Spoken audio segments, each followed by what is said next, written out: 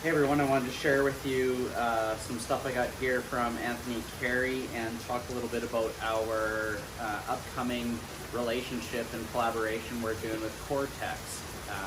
So 7 movements. What we're doing is we're going to start to put together some strategies for those people that sit for long periods of time. So give you a little idea of what that's going to look like. So the Core-Tex is this beautiful little device that allows us to be able to move our hips and our pelvis and our spine while we're sitting for long periods of time. So the beauty part about this is you just put it on your chair as you're working.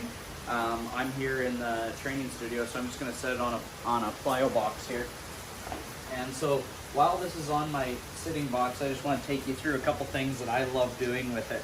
Number one is the fact that I have the opportunity to control where I want to go, and my body has to react to it is really important. So that's the beauty part about this device.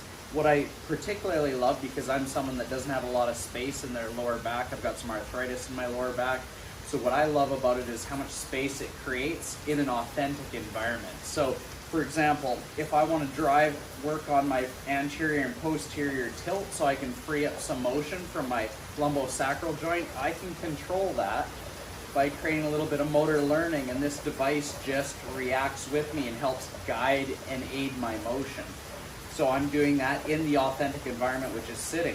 If I want to work on elevating my pelvis left to right, I can do that also. I can ground my feet into the ground, and I can give myself a little bit of feedback by using my hands to help drive me left to right. And then I can go and I can do some diagonals.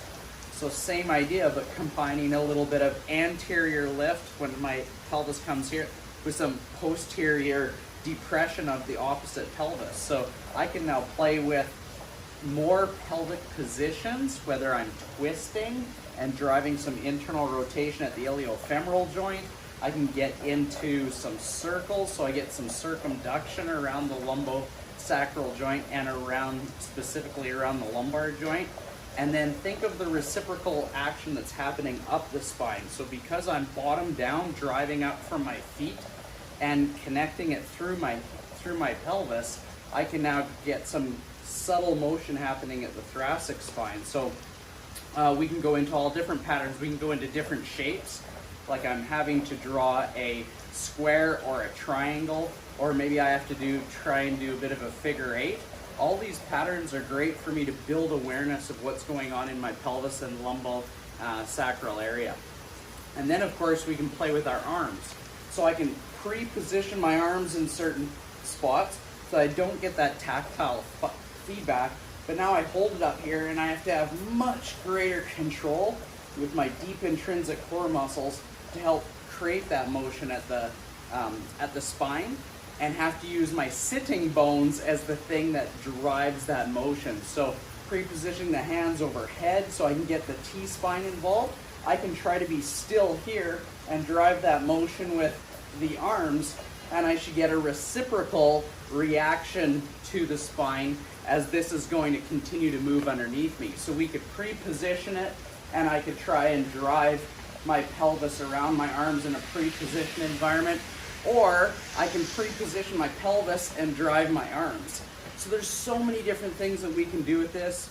We're going to come up with a whole bunch of different strategies for you so that you have more than just our cardinal ways of moving. We've got 7 different cardinal movements that we're going to do on the Core-Tex, our 7 super movements with the Core-Tex Sit.